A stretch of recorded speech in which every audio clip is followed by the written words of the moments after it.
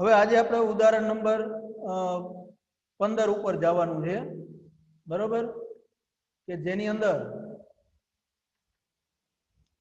તમને એક એવો પોઈન્ટ આપેલો છે કે જ્યારે નવો ભાગીદાર તેના ભાગની પાઘડીનું પ્રીમિયમ રોકડમાં ન લાવે ત્યારે, અત્યાર સુધીના આપણે જે ઉદાહરણ જોયા એ બધા કેવા હતા, તો કે પાઘડીનું પ્રીમિયમ છે ને એ રોકડ સ્વરૂપે લાવતો હોય ત્યારે. તો એના માટેનું ઉદાહરણ તમને આપેલું છે, ઉદાહરણ નંબર 15. પેલા રકમ આપણે આખી આખી ક્લિયર કરી લેવાની અને એના આધારે આપણે જોવાનું છે, બરોબર. અ અને બ 3:2 ના પ્રમાણમાં નફો નુકસાન વહેંચી લેતા ભાગીદારો, એટલે કે અ અને બ નું જૂનું પ્રમાણ 3:2 છે. તેઓ કને એટલે ક નામનો ભાગીદાર છે એ પેઢીમાં પ્રવેશ પામે છે, એટલે કે એને પ્રવેશ આપવામાં આવે છે 1/6 ભાગે નવા ભાગીદાર તરીકે દાખલ કરે, એટલે કનો નવું પ્રમાણ 1/6 થયું. અથવા બીજી રીતે કહીએ તો ક છે એ 1/6 ભાગનો લાભ મેળવે છે, કારણ કે નવા ભાગીદારનો પ્રવેશ ભાગ ઈ જ એનો લાભ ગણાય છે. હવે ક મૂડી પેટે 1 લાખ રોકડમાં લાવે છે, પરંતુ પાઘડી પેટે કોઈ રકમ લાવતો નથી. જો મૂડી તરીકે રકમ જે લાવવાની છે એમાંથી 1 લાખ રૂપિયા એ રોકડ તરીકે લાવે છે, પણ એમાં તમને ચોખ્ખું કીધું પાઘડી પેટે કોઈ રકમ રોકડમાં લાવતો નથી. અને તેના પ્રવેશ વખતે પેઢીની પાઘડીનું મૂલ્ય 3 લાખ આંકવામાં આવેલું છે, અથવા તો નક્કી કરવામાં આવેલું છે. જરૂરી આમ નોંધ લખું.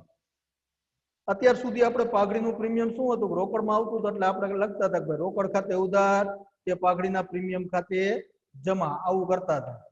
પણ અહીંયા તો હવે પાઘડીનું પ્રીમિયમ રોકડમાં કઈ લાવતો જ નથી, તો હવે શું કરવું? અને બીજું કે નવા ભાગીદારે જૂના ભાગીદારને કંઈક તો આપવું તો પડે જ, કારણ કે નફા ભાગ મેળવે. આ 1/6 છે ને એ નફા ભાગ કહેવાય, એ 1/6 જેટલો નફા ભાગ મેળવે છે. એટલે એને જે ભાગીદારો ત્યાગ કરે છે એ ત્યાગ કરતા ભાગીદારોને આપવું પડે. પરંતુ આપણે એની સૌપ્રથમ પેલા જે કઈ ગણતરીઓ છે એ ગણતરીઓ જોઈ લઈએ. તો કે કના ભાગની પાઘડી કેટલી? તો કે 3 લાખ ની પેઢીની કુલ પાઘડી છે અને એનો ભાગ નવો ભાગ કેટલો છે? 1/6 ભાગ. તો કના ભાગની પાઘડી થઈ રૂપિયા 50,000, એટલે 3 લાખના 1/6 ભાગ એટલે 50,000, એટલે કે 50,000 રૂપિયા જે છે એ કઈ પાઘડી પેટે લાવવા પડે. એ પછી ગમે તે રીતના લાવે, અહીંયા રોકડમાં લાવતો નથી. એટલે પેઢીને છે ને કઈ પેઢીને નહીં, સોરી, જે ભાગીદાર ત્યાગ કરે છે, બરોબર, કારણ કે કઈ લાભ મેળવ્યો ને, એટલે જે ભાગીદારો અ અથવા બ અથવા અ અને બ બંને જે ભાગીદારો ત્યાગ કરે છે એ ત્યાગ કરતા ભાગીદારોને એને રકમ આપવી પડે. અહીંયા અ અને બ નું જૂનું પ્રમાણ નવા ભાગીદાર કનો પ્રવેશ ભાગ આપેલ છે, બરાબર, એટલે કે અ અને બ નું જૂનું પ્રમાણ આપેલું છે અને નવા ભાગીદાર કનો પ્રવેશ ભાગ આપેલો છે. એ સિવાય પ્રમાણ કે ભાગ અંગે કોઈ અન્ય વિગત આપેલી નથી, એટલે મેં તમને પેલા અગાઉ કીધું તેમ.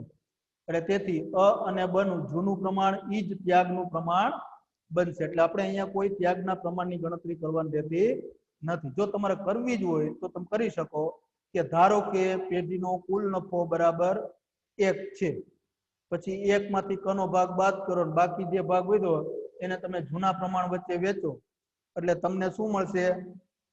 તો કે નવો ભાગ મળે. તો જૂનો ભાગ ને નવો ભાગ એના આધારે તમે ત્યાગનું સૂત્ર મૂકી અને તમે દાખલો ગણી અને ત્યાગનું પ્રમાણ શોધી શકો. એ બધી ગણતરી કરશો એટલે છેલ્લે જવાબ 3:2 જ આવશે. એટલે અહીંયા ત્યાગનું પ્રમાણ કેટલું થાય છે? અનું બનું 3:2 થશે, બરાબર. હવે જો પેલા રોકડમાં લાવતો તો પાઘડી, એટલે રોકડા દઈ દેતા હતા, એટલે વાત પૂરી થઈ જતી હતી કે ભાઈ હાલે આટલા રોકડા તારા ને આટલા રોકડા તારા. પણ અહીંયા રોકડ લાવતો નથી, એટલે એકાઉન્ટની અંદર બીજી એક સુવિધા છે કે રોકડ વ્યવહાર ન હોય તો ઉધાર વ્યવહાર થાય, બરોબર. તો અહીંયા એક જાતનો ઉધાર વ્યવહાર જ થયો છે, અને ઉધાર વ્યવહાર હોય એટલે આપણે મગજમાં રાખવાનું વ્યક્તિઓને યાદ રાખવાના કે કોની પાસેથી લેવાના છે ને કોને દેવાના છે. વ્યક્તિ ખાતાનો નિયમ શું હતો? ઉધાર વ્યવહાર હોય એટલે વ્યક્તિ ખાતું ફરજિયાત આવે. તો અહીંયા પણ આપણે ઈ ગાંડો નિયમ લગાડવાનો છે એટલે અહીંયા આવશે લાભ લેનાર ખાતે ઉધાર. લાભ કોણ લેનાર છે? તો કે ક લેનાર છે. જો અહીંયા રોકડ તરીકે કાંઈ પણ પાઘડીનું પ્રીમિયમ આવતું નથી, માત્ર મૂડી જ આવે. એટલે જે કાંઈ વહીવટ થયો એ બધો ઉધારમાં થઈ જાય.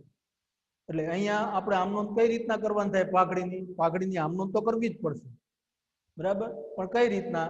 તો કે આ ધ્યાનમાં રાખવાનું છે તમે કે લાભ લેનાર ખાતે ઉધાર, જે ભાગીદાર લાભ મેળવતો હોય ને એના ખાતે ઉધાર કરવાનું, અને ત્યાગ કરનાર હોય એના ખાતે જમા કરવાનું. તો જોઈએ હવે એની આમનું, બરાબર.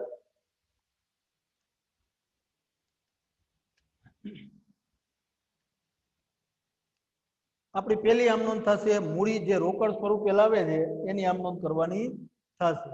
એટલે કે રોકડ ખાતે ઉધાર 1 લાખ, તે કના મૂડી ખાતે જમા 1 લાખ રૂપિયા.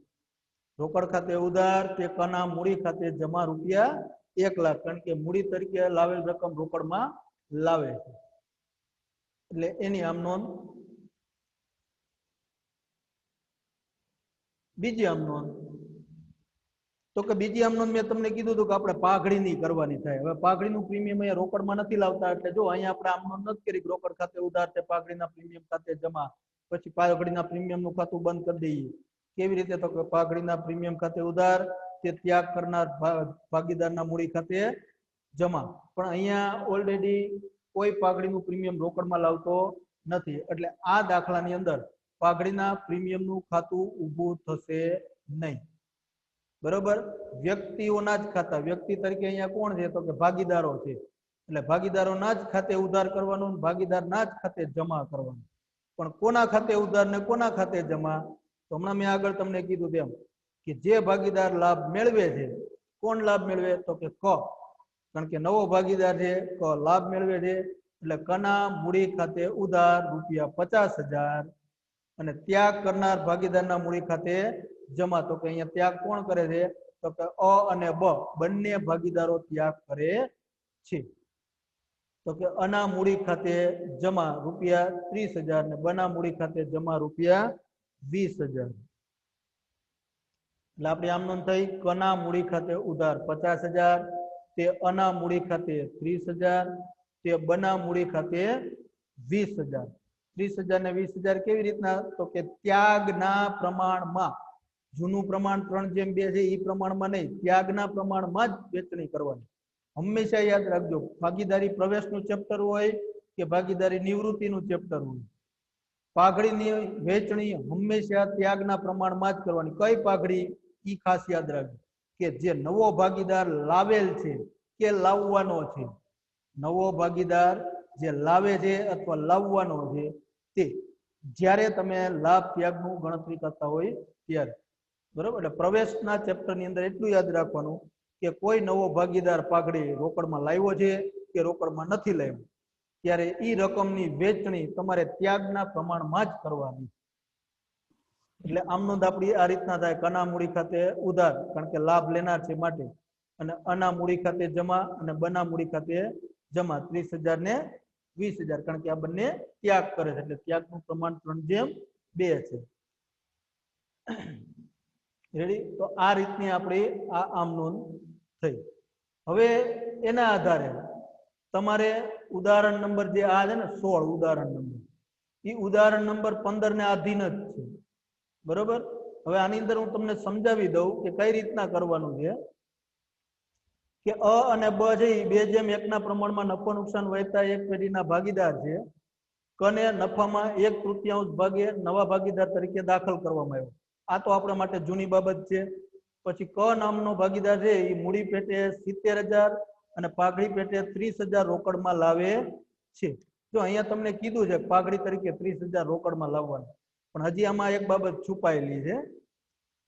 કના પ્રવેશ વખતે પાઘડીનું મૂલ્યાંકન 1,20,000 કરવામાં આવ્યું. જો અત્યાર સુધી આપણે પાઘડી પેટે રોકડ રકમ લાવે છે એની વાત કરતા હતા, ત્યારે નવું મૂલ્યાંકન પાઘડીની કિંમત આપતા નહોતા. અહીંયા તમને નવું મૂલ્યાંકન કરેલું છે, નવી કિંમત પાઘડીની એ તમને આપેલી છે. એટલે તમારે પેલા શું કરવાનું? તો કે કના ભાગની પાઘડી કેટલી? તો કે 1,20,000 ગુણ્યા 1/3, એટલે જો 40,000 આવે. તો 40,000 માંથી 30,000 જ રોકડા લાવે છે, 10,000 રોકડા લાવતો નથી. બરાબર.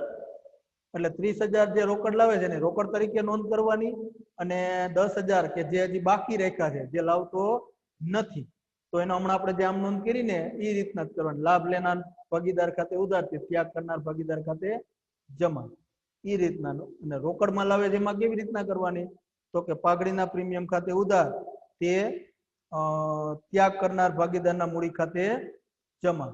એ બેની આમ નોંધ તમારે અલગ અલગ કરવાની થશે. અ અને બ ની પેઢીનું પાકું સરવૈયું 60,000 પાઘડી દર્શાવતું હતું. જો મેં તમને શરૂઆતમાં જ વાત કરી હતી કે જ્યારે કોઈ પણ નવો ભાગીદાર પેઢીમાં પ્રવેશ પામે ત્યારે જૂની પેઢીના ચોપડે એટલે કે જૂના હિસાબોની અંદર જૂની પાઘડી બોલતી હોય તો ઈ પાઘડી ખાતું બંધ કરી દેવાનું. અહીંયા અની બની પેઢીનું તમને ચોખ્ખું કીધું છે કે એના હિસાબોની અંદર 60,000 પાઘડી બોલતી હતી, એટલે પાઘડી ખાતું તમારે શું કરી દેવાનું? બંધ. પાઘડી એ ધંધાની મિલકત છે, બરોબર. તો મિલકત ખાતું બંધ કરો એટલે મિલકત ખાતે જમા થાય, તો પાઘડી ખાતે જમા 60,000 થાય. અને ઉધાર કોના ખાતે કરવાનું? તો કે જે જૂના ભાગીદારો છે ને તે કોણ? તો કે અ અને બ, એ બંનેના મૂડી ખાતે ઉધાર કરવાનું. પણ ત્યારે તમારે પ્રમાણ જૂનું વાપરવાનું, કારણ કે જે કઈ પણ જૂની મિલકતો છે, જૂના દેવા છે કે જૂની અનામત છે, એ બધાની વેચણી કરો ને ત્યારે ખાસ યાદ રાખવાનું જૂના ભાગીદાર અને જૂનું પ્રમાણ. કોઈ કઈ પણ જૂની વસ્તુ તમે વેચણી કરતા હો કે બંધ કરતા હો ત્યારે હંમેશા જૂના ભાગીદાર અને જૂનું પ્રમાણ આનો ઉપયોગ કરવાનો. એટલે પાઘડી ખાતું બંધ કરતી વખતે અ અને બ ના મૂડી ખાતે ઉધાર, તે પાઘડી ખાતે જમા 60,000. એ 60,000 ની વેચણી 2:1 ના પ્રમાણમાં તમારે કરવાનું થાય, કારણ કે 2:1 એ આપણું જૂનું પ્રમાણ. અને અહીંયા તમને નવું પ્રમાણ 1:1 આપેલું જ છે, એટલે તમને ત્યાગનું પ્રમાણ શોધવામાં સરળતા રહેશે. બરાબર. એટલે હવે જે વિદ્યાર્થી મિત્રોએ ઉદાહરણ નંબર 16 અને ઉદાહરણ નંબર 18 ન ગણેલું હોય એને આજે આપણે આ હોમવર્કમાં આપીએ છીએ. બરાબર.